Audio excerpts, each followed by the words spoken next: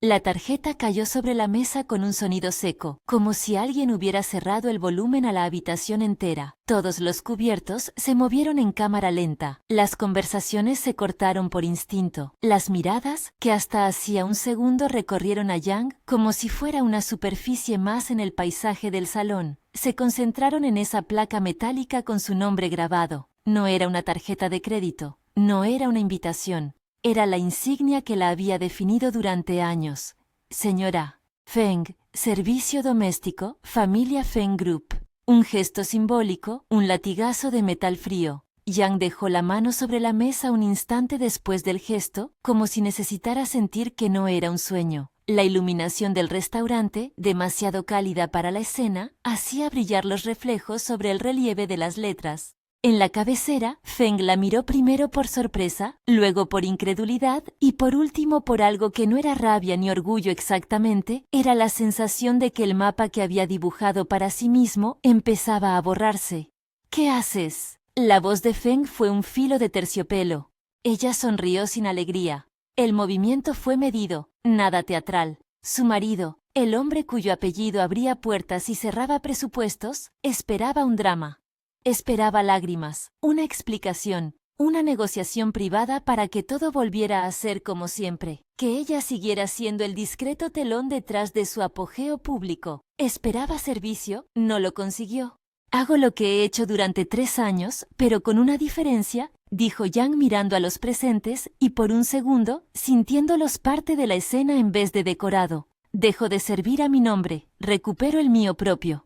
Hubo un murmullo. Alguien en la mesa de al lado soltó una carcajada estrecha. La mayoría guardó silencio, como se guarda cuando se presencia el momento en que algo que parecía eterno se transforma en una decisión irreversible. Yang se levantó con la suavidad de quien ha practicado 1000 veces cómo no romperse, y antes de salir, dejó sobre la servilleta una hoja en blanco doblada. Dentro, unas líneas cortas. Hemos terminado. Por favor, respeta mi decisión.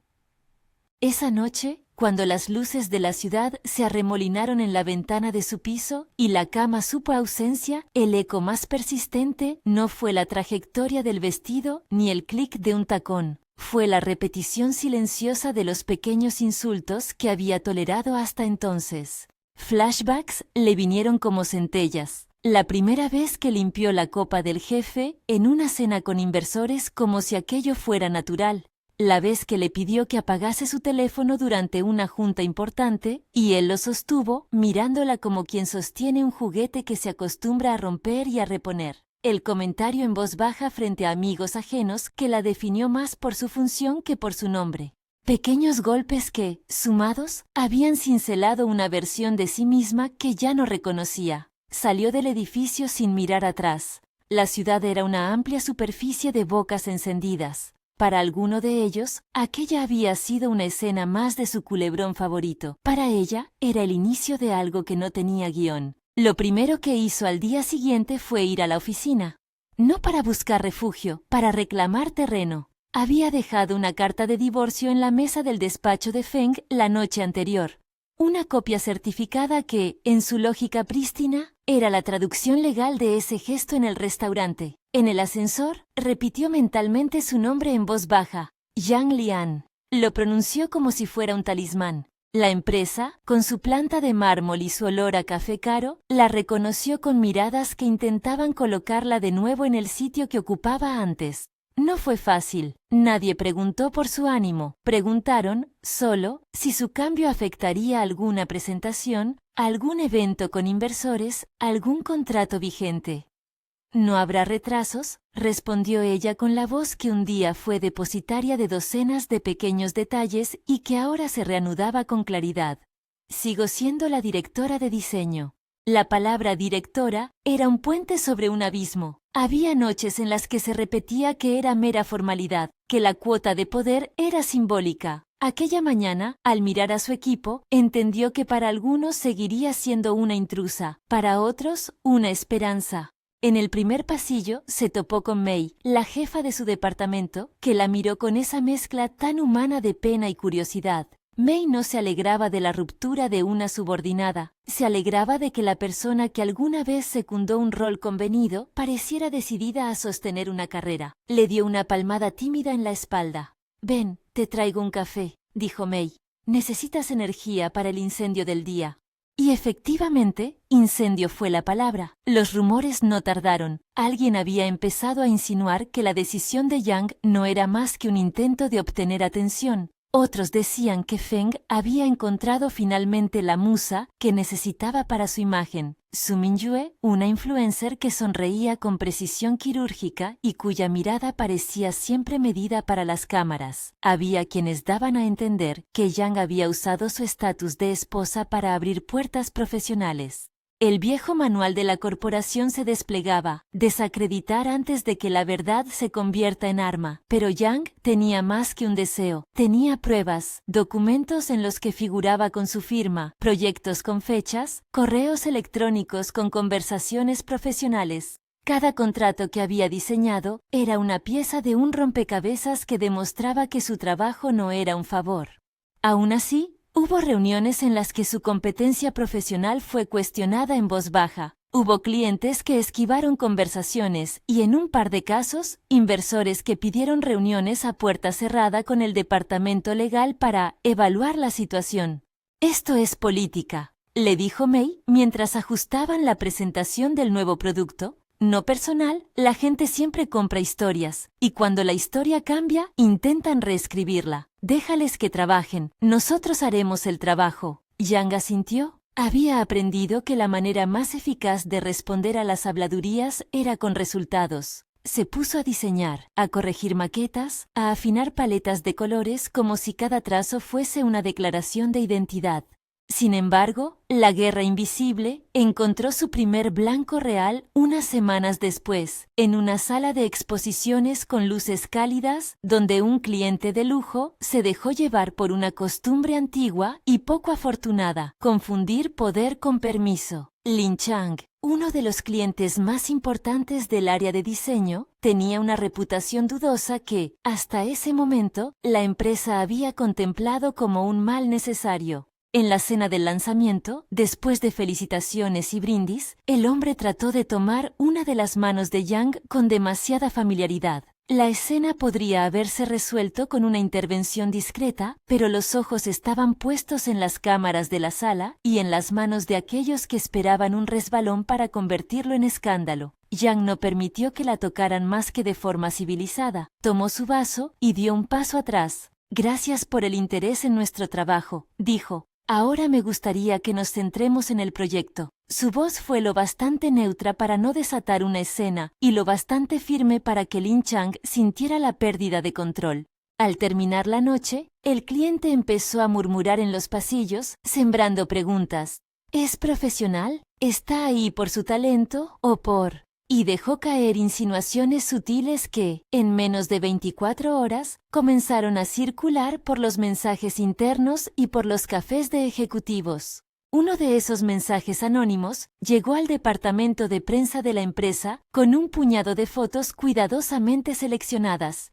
En ellas, recortes de conversaciones fuera de contexto, fotografías en las que las sombras parecían insinuar escenas que no existieron. La máquina de rumores empezó a girar con aceite proveniente de manos desconocidas.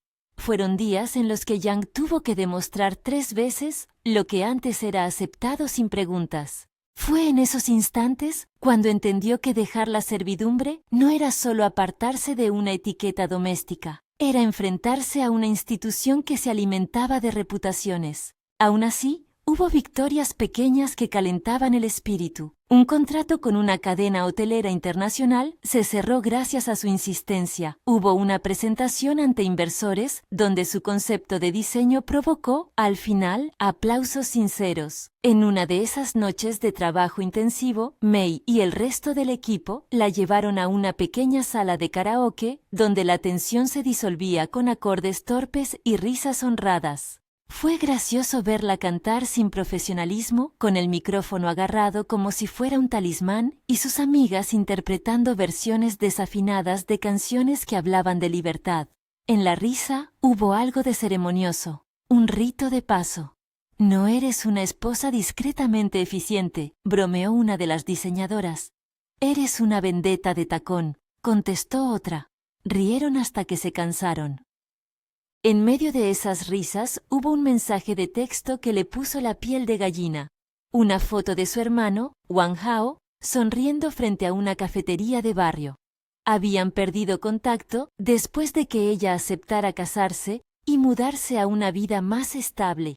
Su hermano había sido el contrapunto de su juventud, rebelde, impaciente, siempre con una idea a medio hacer y una guitarra a medio afinar. Verle sonreír en una imagen doméstica le abrió una herida dulce. Le respondió con una sola palabra. ¿Vienes?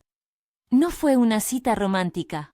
Fue la posibilidad de recomponer un lazo que había quedado deshilachado por decisiones que, en retrospectiva, parecían más de resignación que de amor. Se fueron a un café pequeño, y entre café chino y pasteles baratos, escuchó que su hermano había cambiado. Había una empresa pequeña donde trabajaba en logística. No era el sueño de juventud, pero tenía estabilidad. Ambos se miraron con la incomodidad de quienes se deben explicaciones que no siempre caben en el tiempo. Él dijo que estaba orgulloso. Ella dijo que estaba aprendiendo a quererse. Nunca dejaste de ser la que arreglaba mis guitarras, dijo él con una mueca. Por eso te admiro. Cuando te vi aquella noche lo supe. Estabas harta. Había en sus palabras la simpleza sanadora que no espera recompensas. La abuela, por su parte, fue un refugio de otro calibre. Tradicional en su forma, pero no ciega, le dijo que su decisión le recordaba a su madre, que también había sabido salir de una situación que la encadenaba. La abuela no la felicitó, la interrogó con preguntas prácticas sobre dinero, sobre papeles, sobre lo que implicaría jurídicamente cortar los lazos. No te dejes llevar por el heroísmo vacío, le dijo, porque la prudencia de la anciana no era frialdad sino experiencia. Cambia tu nombre en los papeles, sugirió, no por rebeldía, por coherencia.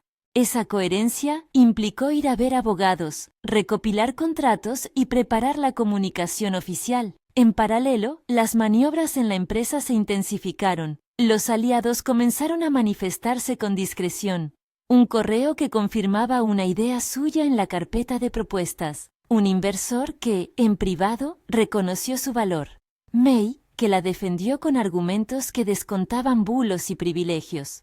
Pero la soledad institucional era palpable. Donde antes bastaba con la presencia, ahora había que aportar pruebas. Fue en ese clima que apareció Su Minyue con su sonrisa calibrada y sus estilismos de portada. No la ató a conspiraciones. Su Minyue era, en apariencia, una figura pública que a Feng le servía para proyectar modernidad en escenas y fotos. Su presencia, sin embargo, tuvo un efecto doble. Para la prensa fue un accesorio, para los gerentes, una señal de que las prioridades del CEO estaban cambiando.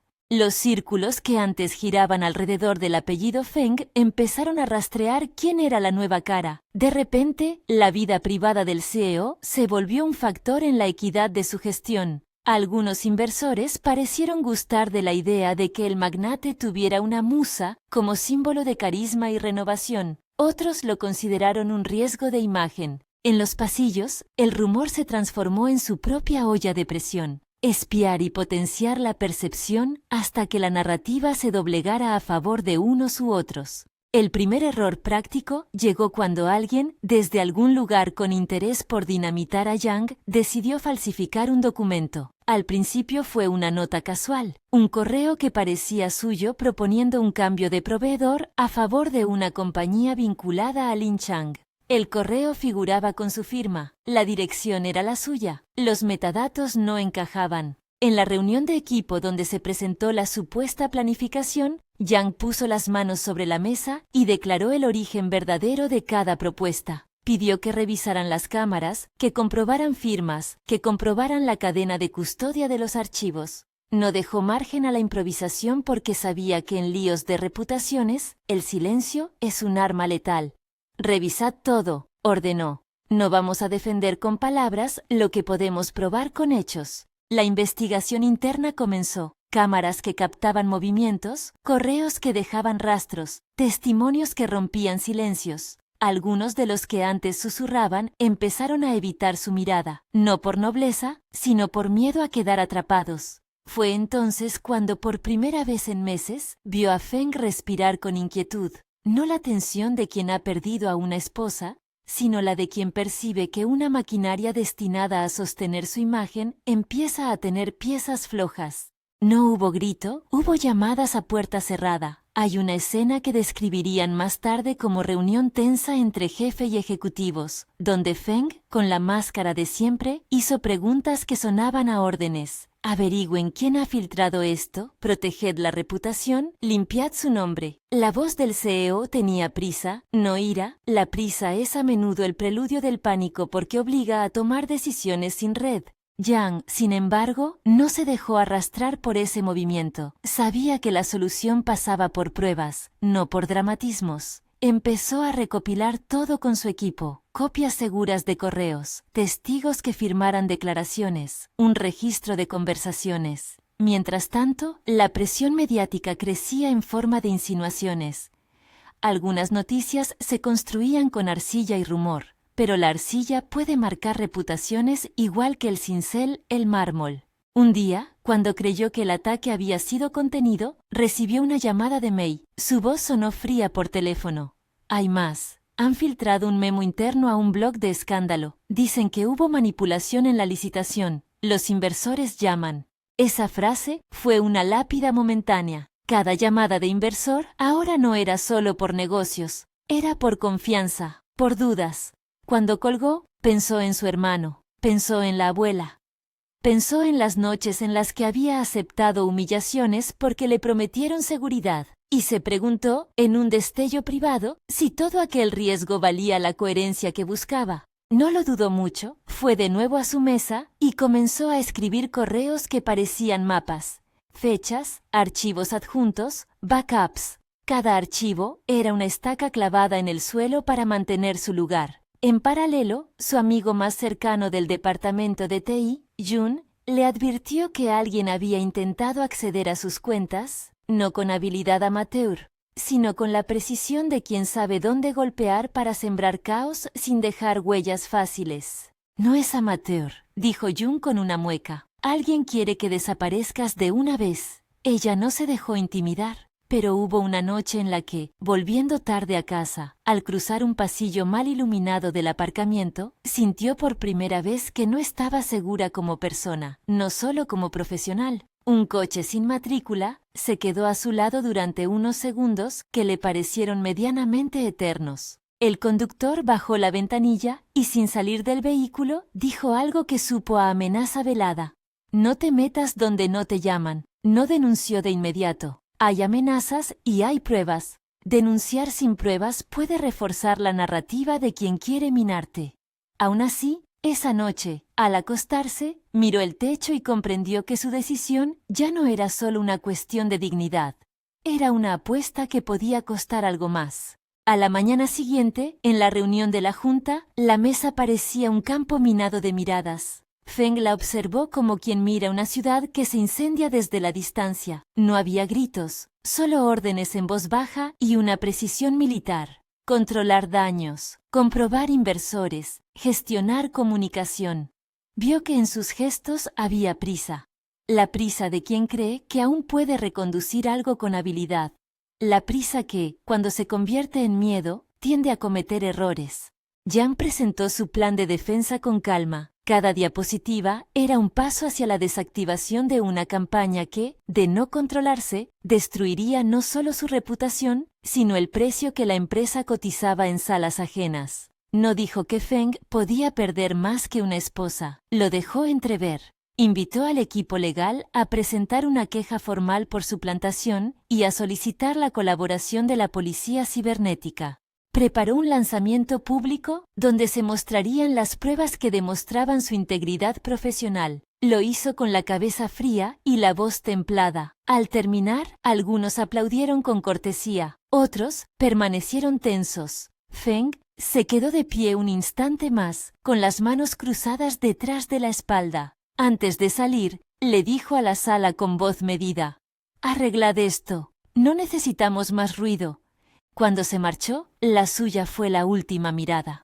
No fue la mirada dominante de siempre, fue una mirada que trataba, sin conseguirlo del todo, de medir cuánto daño político le podía costar ese ruido. Para Yang fue suficiente. Su marcha no era indiferencia, era alarma. Pero la alarma no era todavía pánico. El pánico tendría que llegar después, cuando los efectos colaterales ya no fueran operables con un gesto. Aún así, algo cambió en aquel instante. La batalla dejó de ser solo suya. Los días siguientes fueron una coreografía de reuniones, llamadas y pequeños triunfos empaquetados. Un artículo que desmontaba las insinuaciones apareció con una autoría bien documentada.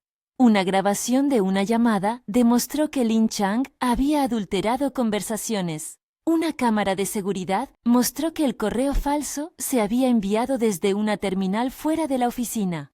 Las piezas del rompecabezas se movían, y con ellas, la figura de quien estaba detrás. Pero la política es un animal que vuelve a emerger donde menos lo esperas.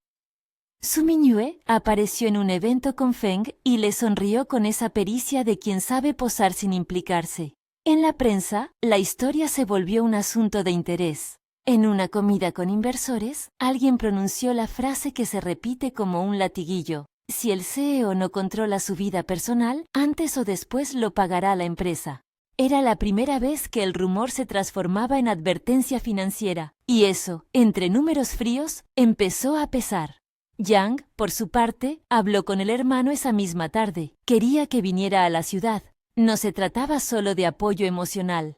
Necesitaba esa red de afectos que no preguntara por su eficiencia. Él aceptó. Su reencuentro fue una escena delicada, confesiones a medias, pequeñas risas que servían como puntos de sutura y la sensación de que, aunque las cosas no se habían resuelto, al menos ya no las llevaba sola. El trabajo, por su parte, exigía más. Prepararon una intervención más pública. Una rueda de prensa donde la empresa mostraría no solo pruebas de manipulación, sino un plan para endurecer sus protocolos internos y proteger a cualquier empleado. Para Feng, esa era la posibilidad de cerrar el episodio sin pérdidas significativas.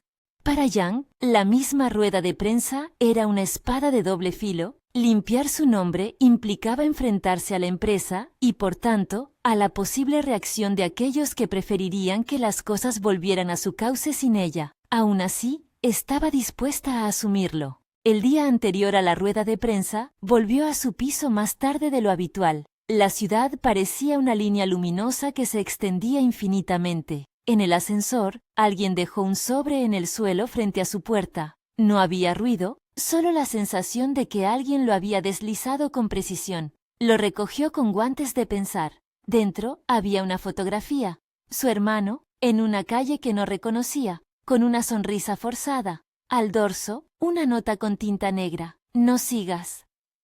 El papel no era una amenaza directa, era una señal calculada de que podían llegar hasta los suyos si hacía falta. La foto estaba tomada desde un ángulo que sugería vigilancia. No había violencia explícita, pero había intención. Se apoyó contra la puerta y, por primera vez en semanas, permitió que la incertidumbre hiciera mella. Había gente que jugaba a ver hasta dónde podían empujarla. Apagó las luces, dejó el sobre la mesa y no lo tocó. Llamó a Mei, a Jun, a su abogado. Pidió que nadie le hiciera un escándalo. Control, dijo con voz firme. Había recibido amenazas antes, insinuaciones, carros de rumores. Nunca uno tan cercano a los suyos. Eso cambiaba las reglas. Al día siguiente, en la rueda de prensa, se sentó junto al equipo legal y al departamento de comunicación. Feng ocupó la sala con su presencia habitual, impecable. El fotógrafo buscó ángulos. Las cámaras se alinearon. Su advertencia silenciosa. La foto, el sobre, la seguía como una sombra del tamaño de una decisión crucial. Cuando preguntaron a la prensa por qué había decidido presentar pruebas en público, ella respondió con la claridad de quien había llegado hasta allí no por espectáculo, sino por la convicción de que la verdad no debería depender del capricho de la rumorología. Porque la verdad es el único activo que nadie puede piratear, dijo. Y si en esta empresa se permite que se juegue con la reputación de una persona, mañana será con la de otro. No es personal, es profesional. Las palabras golpearon y también curaron. Algunos sonrieron, otros tomaron notas. La conferencia fue un éxito controlado. Se mostraron pruebas, se anunciaron medidas. La prensa sacó titulares mesurados. Parecía que por fin, una defensa sólida había contenido la ola. No era así. Esa misma noche, la empresa recibió un dossier anónimo con una colección de documentos que sugerían irregularidades no relacionadas con Yang, sino con una filial de la que Feng era accionista. La lista de correos incluidos estaba manipulada con habilidad. Algunos inversores empezaron a hacer preguntas con la preocupación que genera el rumor bien montado. Feng, al leer los documentos en su despacho, dejó caer la taza de café con las manos que un rato antes habían sostenido discursos medidos. El ruido del porcelana rompiéndose fue un sonido blanco en su mente. No hubo puñetazos ni gritos, solo un rostro que se transformó por grados. En su interior, una palabra crecía: pérdida. Pérdida de control. Pérdida de confianza de quienes ponían dinero en su firma. Pérdida posible de lo que había construido una vida entera. El pánico no se mostró de inmediato, fue una marea que subía en silencio, su pulso aceleró, sus decisiones comenzaron a cortarse por la urgencia. Llamó a su equipo, pidió informes, hizo preguntas que parecían órdenes sin tiempo para matices. La crisis estaba, por primera vez, tambaleando sus cimientos, y la fuente de todo aquello, indirectamente, había sido su propia decisión de permitir que una mujer con nombre retomara su lugar con nombre propio. Mientras el despacho de Feng se convertía en un panel de alarmas, Yang se encontró de nuevo con su hermano en el café donde habían hablado primero. Con voz baja, le contó de la foto, del sobre. Él frunció el ceño. No había heroísmo en su gesto. Solo un hombre dispuesto a proteger a su hermana. «No voy a esconderme», dijo él. «Si quieren que yo desaparezca, van a tener que trabajárselo». La determinación de su hermano fue una nueva cuerda en su red de apoyo. Lo que no sabían era que, al tomar decisiones con integridad, habían activado mecanismos en personas que se especializaban en destruir lo que no podían controlar. Los próximos movimientos no serían solo de difamación. Buscarían afectar lo que más importaba, y eso no sería público aún. Esa tarde, al volver a su despacho, encontró un correo sin asunto. Abrió. Era una sola línea. «Esto es solo el principio. Firma. Ninguna». Bajo la simple frase, un archivo adjunto con imágenes de una reunión donde alguien, fuera de contexto, se mostraba en una conversación privada. No era incriminatoria por sí misma, pero dejaba una sensación. Alguien estaba dispuesto a escarbar en lo más íntimo para abrir una crisis. Fue en ese momento cuando entendió que su salida había provocado algo mayor. A Feng, hasta entonces, le había resultado cómodo vivir en un mundo donde su esposa cumplía un papel y las incongruencias se resolvían en casa.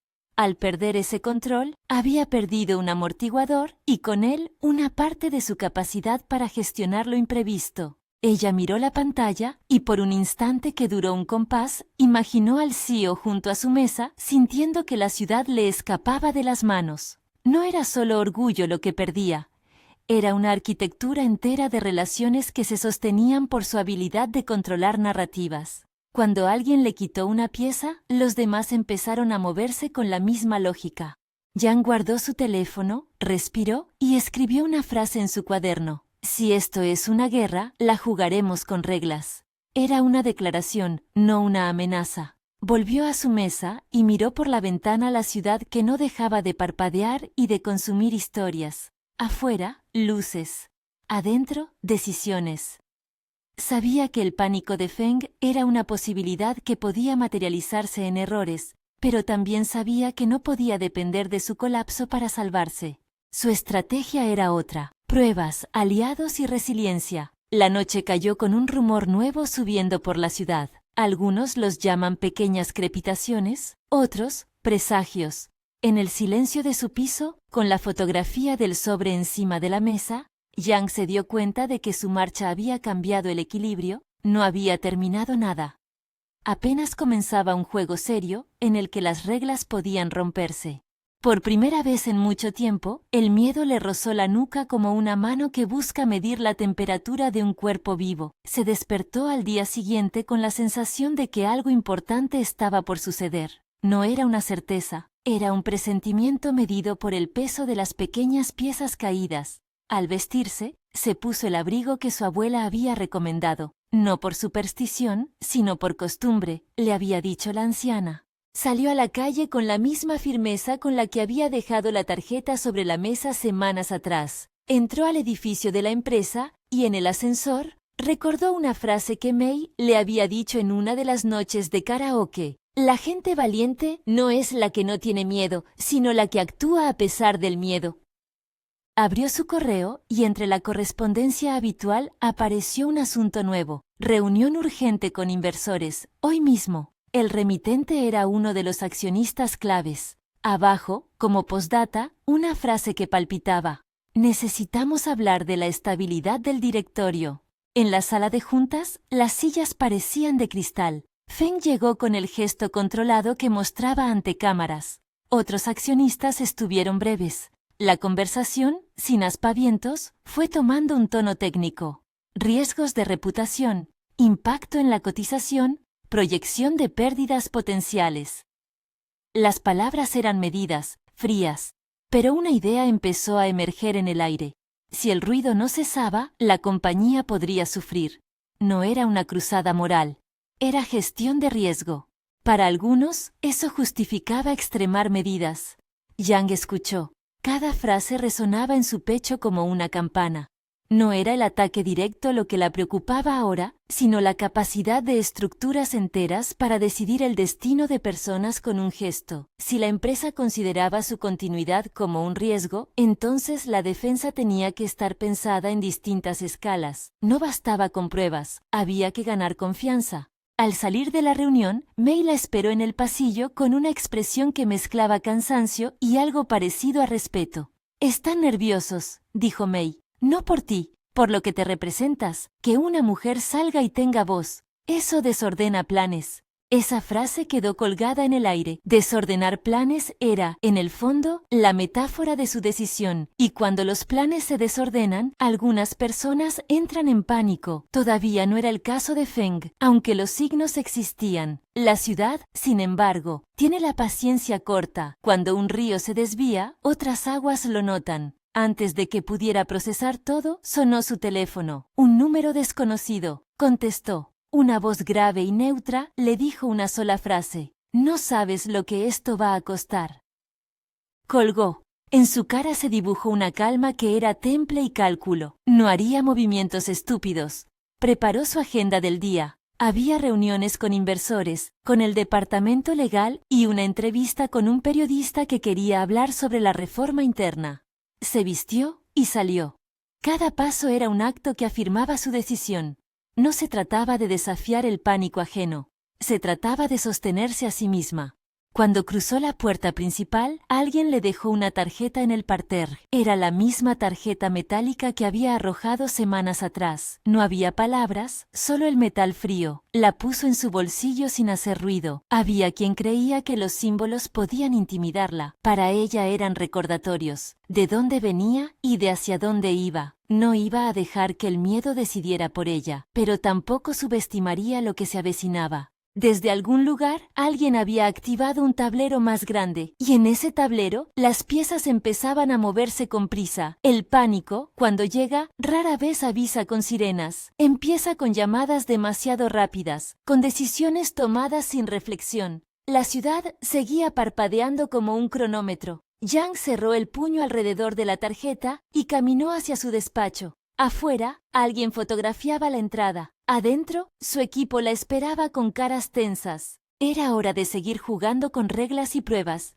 Pero esa noche, cuando apagó la luz de su oficina, la sombra del sobre con la foto volvió a aparecer en su mente. Había dado su primer paso. Otros, sin duda, lo notarían. Y algunos de ellos empezarían a perder el control de la manera en la que pierden las cosas los que creían que todo les pertenecía. Si quieres ver cómo transforma su vida, quédate y suscríbete. La siguiente semana se presentó con la precisión de un reloj. Firmó contratos, habló con inversores y dio entrevistas. Cada artículo que salía mostraba un avance. Cada día que cerraba parecía una pequeña victoria. Aún así, La maquinaria que la atacaba no descansaba. Un documento archivado reapareció mal fechado. Una voz anónima declaró a un medio que había irregularidades en un proyecto que ella había liderado. Los accionistas empezaron a enviar correos pidiendo más garantías. Fue entonces cuando llegó la invitación a una reunión privada con uno de los inversores principales. El correo era escueto. Necesitamos hablar hoy. Tu presencia es decisiva. Se celebró en un despacho en el piso 22 de un edificio con vista a la ciudad. El hombre que la recibió tenía la sonrisa de quien negocia con la paciencia de quien sabe que el poder se mide por la capacidad de sostener la calma. Señora Yang, comenzó. Usted entiende que no es personal, es riesgo. Entiendo, respondió ella. Pero también deben entender. Entiendo, respondió ella. Pero también deben entender que la confianza no se regenera con gestos, se reconstruye con hechos. Y yo puedo demostrarles esos hechos. El inversor la miró con la calma que despliega quien negocia con seguridad. No era el primer CEO al que se había enfrentado. Había visto empresas levantarse y derrumbarse por rumores, y sabía que a veces el remedio era peor que la enfermedad. Aún así, su pregunta no tenía doblez. ¿Qué garantías nos das, señora Yang? Ella ofreció una ruta clara, auditoría independiente de la licitación cuestionada, presentación pública de los registros de su departamento y la creación de un comité temporal que revisaría procesos de contratación. No propuso venganza, propuso transparencia. Eso bastó para que el inversor saliera con una nota prudente. Si ustedes pueden hacerlo, nos reunimos de nuevo. Al bajar por el hall del edificio, su teléfono vibró con insistencia. Era Jun. La voz de su amigo, siempre práctica, sonó corta. ¿Han intentado romper tu backup de la oficina? Dejé una copia en la nube segura en la que estoy trabajando ahora mismo. Hay quien rasca de aquí, de fuera y de dentro. ¿Dentro?, preguntó ella sin girar la cabeza. Sí. Tengo indicios de que alguien con acceso físico pasó un USB por el servidor y más tarde alguien intentó conectarse desde una terminal de mantenimiento. Estoy rastreando la IP. En el trajín del día, la idea de una mano dentro de la casa que llamaban empresa produjo un escalofrío. No era solo la guerra de rumores, era la infiltración. Y cuando eso ocurre, la línea entre lo público y lo personal se desdibuja con peligro. La jornada siguió. Reuniones, revisiones, llamadas. Por la tarde, en un almuerzo con May, hablaron con la naturalidad de quienes vuelven a operar como equipo. Tenemos que preparar la presentación más clara que hayas hecho, dijo May. Si cortamos la maleza, la mirada volverá a tus diseños. Además, he hablado con 2 clientes que te apoyan públicamente si hace falta. Gracias, contestó Yang, y avisa a Jun. Quiero que ponga todo en una carpeta impermeable. Si alguien intenta sacar algo, que lo notemos de inmediato. Cuando se marcharon, el despacho quedó con la luz naranja del atardecer. Ella se fue hacia el ascensor y al pasar por la recepción, vio a alguien en una mesa con una libreta, escribiendo. No era alguien que conociera. Durante un segundo, la sensación del hábil vigilante volvió a subirle la nuca. Lo distrajo con la mirada y el desconocido sonrió con un gesto que no era amable ni enfadado. Era un signo de quien acredita haber visto algo interesante. Esa misma noche, Jun la llamó de nuevo con voz urgente. He encontrado algo, dijo. La IP desde la que se enviaron los correos fraudulentos sale de una empresa de mantenimiento externo, pero la transferencia salarial para esa empresa viene de una cuenta ligada a una tarjeta que solo maneja Chen Wei. El nombre de Chen Wei cayó en la habitación como una botella en un río tranquilo. Chen era uno de los directivos de la compañía, un hombre que un día miró a Feng con devoción profesional y que ahora manejaba áreas sensibles. Jun añadió, sin dramatizar. Puedo seguir el rastro hasta una persona física si quieres, pero te advierto, tocar a alguien de ese nivel es pisar mimbres que pueden romperse. Yang escuchó y no se quedó paralizada por el miedo. Pensó, como siempre, en pruebas y en estrategia. Hazlo, dijo, pero con cuidado. Saca todo lo que puedas y pásame un informe. Si hay algo que incrimine a alguien del consejo, lo llevaremos al comité de auditoría y a la policía. No quiero ni supuestos ni juicios en medios. Jun le respondió con un resoplido que parecía una mezcla de alivio y respeto. Con él como aliado digital, la red de protección comenzaba a cerrarse. A las pocas horas, la primera pieza del rompecabezas apareció en el buzón de correo de Jun, un conjunto de facturas apócrifas y transferencias que señalaban a un tercero, una pequeña consultora llamada Guanxi Solutions. La cuenta a la que se destinaban esos pagos tenía detrás una estructura de empresas pantalla, pero Jun encontró una pista humana, una dirección registrada en la que figuraba el nombre de un empleado que, con sorpresa, se llamaba Li Shu, ex asesor personal de Chen. Era hombre de confianza, era también el eslabón que conectaba la manipulación digital con alguien que podía moverse dentro de la administración del edificio sin levantar sospechas.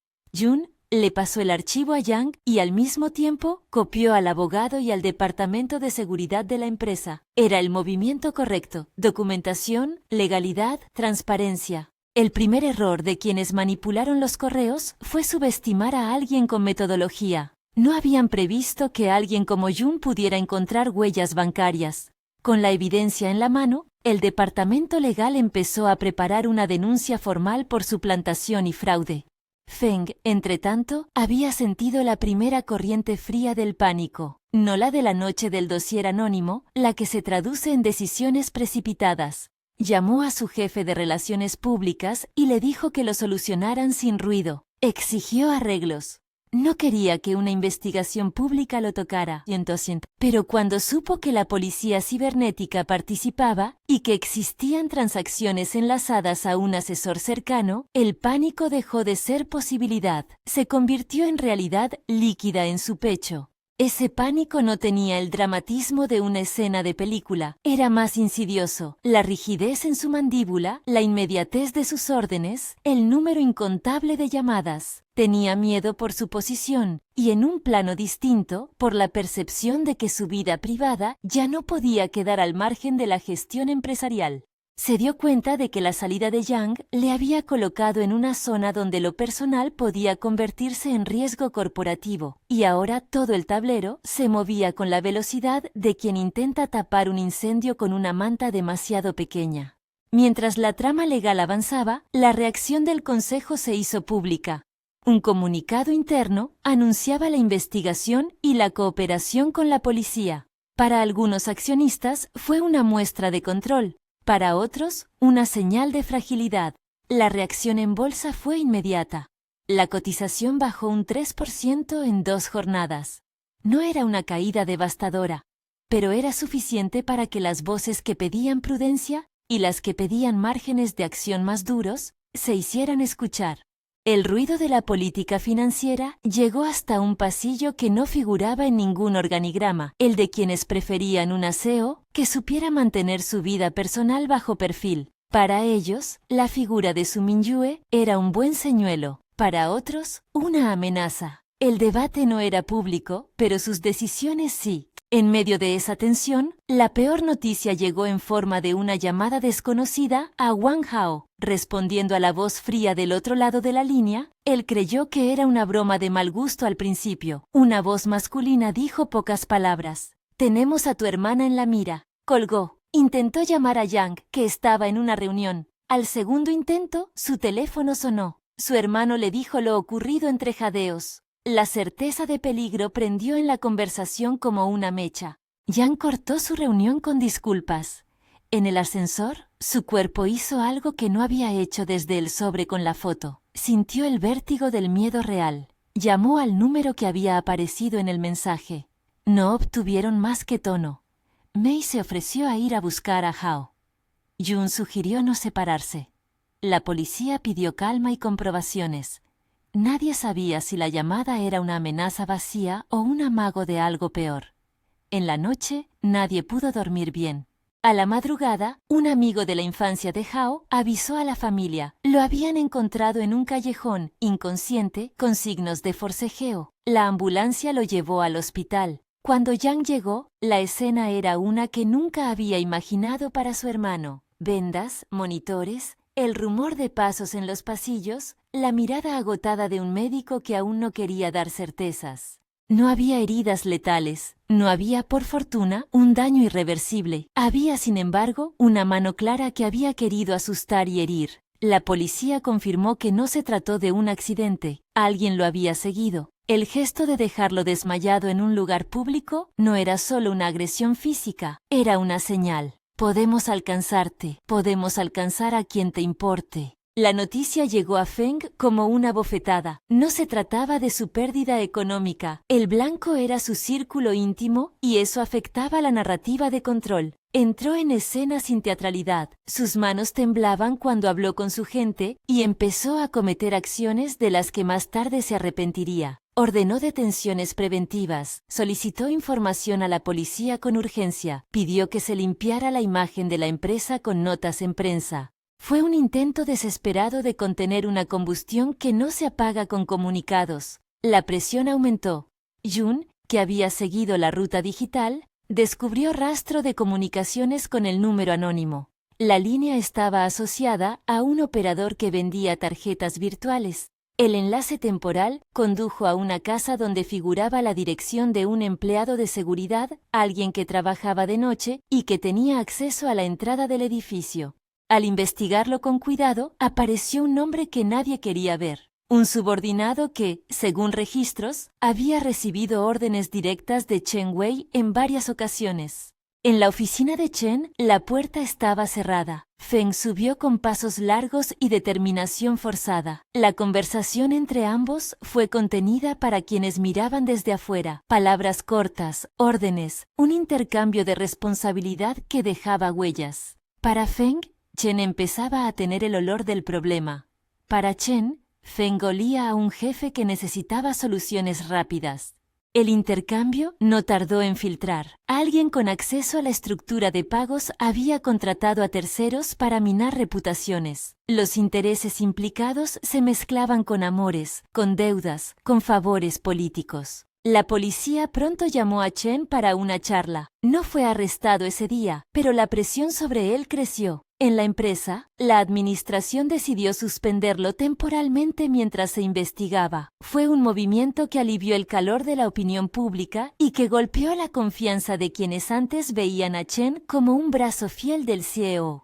Feng, sin embargo, no estaba libre. Lo que en un primer momento había parecido una vía para que algunos neutralizaran a Yang, se había convertido en una bomba de relojería que topaba con nombres del consejo y con la propia gestión del CEO. Además, la historia de Hao en el hospital había hecho que la prensa vinculase directamente el hostigamiento con la famosa guerra de intriga interna. En cuestión de horas, la empresa se encontró bajo la lupa del regulador de mercados. Los inversores exigieron explicaciones y verificaciones que el consejo no pudo posponer. La prensa no fue la única que miró. En una reunión de emergencia, varios miembros del consejo pidieron la suspensión de ciertas funciones de Feng hasta que la investigación concluyera. La reacción fue polarizadora. Algunos argumentaron que separar la gestión de la empresa de la vida privada era razonable. Otros temían que, sin una figura fuerte al mando, la empresa perdería estabilidad en un mercado volátil. Esa discusión fue pública en forma de filtraciones que hablaban de posible destitución, aunque el consejo no había votado nada aún.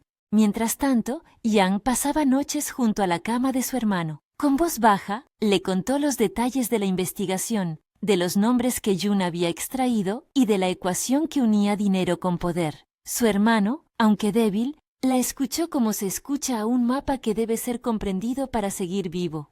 «No te eches la culpa», dijo Hao una madrugada. «No vine aquí por tu decisión. Vine porque te necesitaba. Tú saliste a recuperar tu nombre. Si eso ha encendido a gente mala, entonces estamos haciendo lo correcto». Sus palabras fueron un combustible sereno. No le quitaron el miedo, pero le devolvieron la certeza de que no estaba sola. La intervención policial llevó a una red de detenciones. Li Shu fue localizado y detenido en su domicilio junto a documentación que conectaba su trabajo con las transferencias a Guangxi Solutions. En las declaraciones, Li implicó a Chen como el que había pedido las operaciones. Era, en apariencia, la punta de una madeja más grande. La prensa recogió la historia y los titulares empezaron a hablar de corrupción interna. El pánico de Feng subió de grado, lo que había sido un intento por minimizar ruido se estaba transformando en una crisis de gobernanza. El día que el Consejo decidió nombrar un comité de investigación interno, la sala de juntas fue un escenario de miradas afiladas. El CEO, habitualmente imperturbable, caminaba impreciso, hablaba rápido, quería controlar términos, pedir que se aceleraran las conclusiones. Su prisa se interpretó como nervios. Un inversor lo llamó por teléfono y con voz medida le advirtió que su posición estaba en juego si los hallazgos no eran favorables. El pánico le mostró una cara que pocos habían visto. Ordenaba que se despidiera al que filtraba, proponía recortes y buscaba soluciones rápidas que, en esencia, eran parcheos. Todo eso lo mostraba como un hombre en retroceso, técnico, pero sin el temple que suele sostener a un líder en apuros. Yang siguió su estrategia, no buscó destruir a Feng, buscó transparencia y responsabilidad. Cuando el comité mostró, después de semanas de investigación, pruebas que vinculaban a Chen con las maniobras, el consejo votó una suspensión temporal de Chen y pidió una revisión de los controles internos. La decisión calmó a algunos accionistas.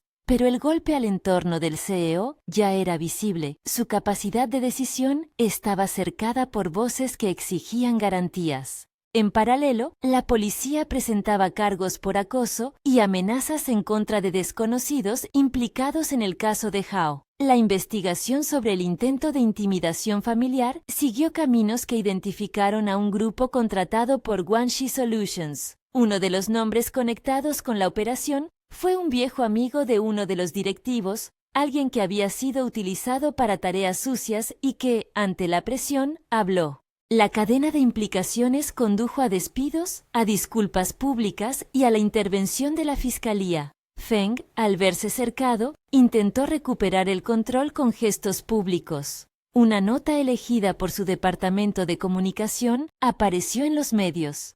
El señor Feng manifiesta su dolor por la situación y reafirma su compromiso con la transparencia. Pero la nota sonó hueca. Había un público que quería ver consecuencias y había inversores que, por seguridad, miraban cifras y no disculpas. El pánico del CEO se manifestaba ya en decisiones rápidas y mal calculadas, intentos de despedir a directivos que luego la Junta impedía, llamadas furibundas a periodistas pidiendo indulgencia, propuestas de acuerdos que Yang rechazó por considerarlos inadecuados. La tensión culminó una tarde de tormenta cuando un reportaje de investigación, publicado por un portal independiente, vinculó a la consultora de Chen con prácticas de manipulación en otras empresas. La ola mediática fue instantánea, en redes, en mesas de café y en la sala de juntas. Los correos de los inversores se llenaron de mensajes con preguntas formales. ¿Qué está haciendo el directorio para garantizar la gobernanza? Algunos grandes fondos citaron cláusulas contractuales que permitían desalojar a un ejecutivo si se detectaban riesgos reputacionales. Fue entonces cuando el CEO, abrumado por la suma del colapso, sintió que perdía pie. Entró en el despacho de la abuela empresarial, el presidente del consejo, y pidió que se le permitiera reiniciar la comunicación con los inversores. Fue una escena íntima en una oficina fría. Un hombre que centelleaba con la precariedad de un rey que ve su trono temblar. No hubo llanto, solo un intento de recuperar algo que ya no estaba en su poder. La abuela empresarial, con esa compostura que tienen quienes han visto demasiadas tormentas financieras, tomó su mano y dijo una frase que no le agradó. Ciertas estructuras se sostienen solo si no se rompen. Tú las rompiste. Mientras las piezas corporativas giraban, Yang vivía sus confrontaciones personales con la misma determinación. Feng la llamó una noche y habló en un tono que oscilaba entre el reproche y la súplica. Yang, esto no podía ser así, dijo Prisado. No quería que la empresa, no quería que tu hermano. No se trata de lo que querías o no, contestó ella con voz firme. Se trata de lo que pasó. Hubo manipulación, hubo amenazas. Hay gente emprendiendo acciones ilegales. Yo quiero que se investigue y que paguen quienes hicieron daño. Si eso implica consecuencias para la empresa, lo afrontaré. Pero no voy a aceptar que me humillen por mantener mi dignidad.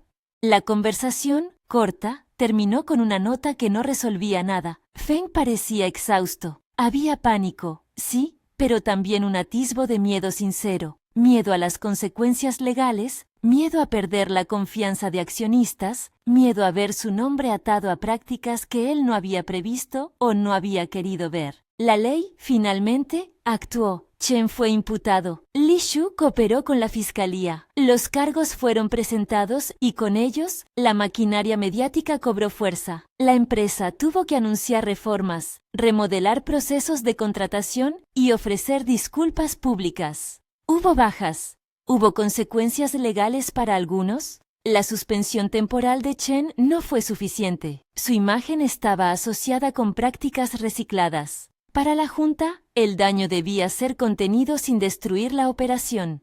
Para los medios, la historia era un festín de preguntas sobre cultura corporativa. Para Yang, era un logro. La evidencia que había recogido y presentado había servido no solo para limpiar su nombre, sino para exponer fallos estructurales. En ese contexto, la confrontación final entre Yang y Feng tomó la forma de una reunión privada a la que acudieron 2 abogados y un testigo del consejo. Feng llegó con la compostura ya resquebrajada por semanas de presión. Su voz se rompió en varios momentos. Por su parte, Yang se presentó como la mujer que había dejado, con un gesto simbólico, el papel asignado. Habló de límites, de honra, de responsabilidad. No buscó humillarlo, buscó justicia y autonomía. Lo que ocurrió no se arregla pidiendo perdón en una nota, dijo ella. Se arregla asumiendo responsabilidad. No quiero que esto termine en un espectáculo. Quiero medidas. Reestructuración del área de seguridad, revisión de las autorizaciones de terceros y una disculpa pública que no suene a estrategia.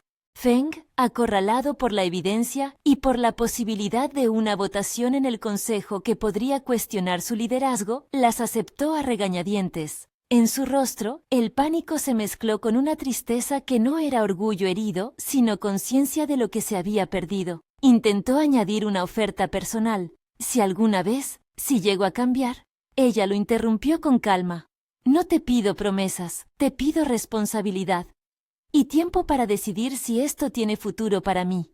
Fue una frase que cerró el encuentro con elegancia y firmeza. No fue un no tajante a la reconciliación, fue una exigencia de tiempo y de certezas. Quien hubiera esperado un desenlace melodramático no lo encontró. Yang no buscaba un drama, buscaba coherencia. Las consecuencias corporativas continuaron su curso. La Junta decidió imponer medidas de gobierno corporativo más estrictas, se revisaron procesos de contratación y se nombró un comité de ética. Chen fue procesado con la posibilidad real de enfrentar cargos. La empresa, herida pero operativa, comenzó a recomponer su rumbo. Para algunos inversores, la gestión de la crisis fue ejemplo de control. Para otros, una señal de que el precio de la mala gobernanza era alto. En lo personal, la familia se rearmó. Ao salió del hospital con lentitud, con moretones y una cicatriz que le recordaría el episodio. La abuela, firme, volvió a aconsejar con frases prácticas. Cuida tus papeles, tu nombre y tu salud. Mei reorganizó el equipo para asegurar que Yang tuviera apoyo suficiente. Jun recibió un ascenso informal por su trabajo. Los amigos celebraron con prudencia. No hubo fiesta triunfal, sino una comida larga en la que las risas fueron de alivio. Llegó el día de firmar el divorcio. No hubo gritos ni escándalos públicos. La sala del juez fue un cuarto blanco donde 2 personas se sentaron a ejecutar algo que ya había ocurrido en la vida. El fin de un pacto.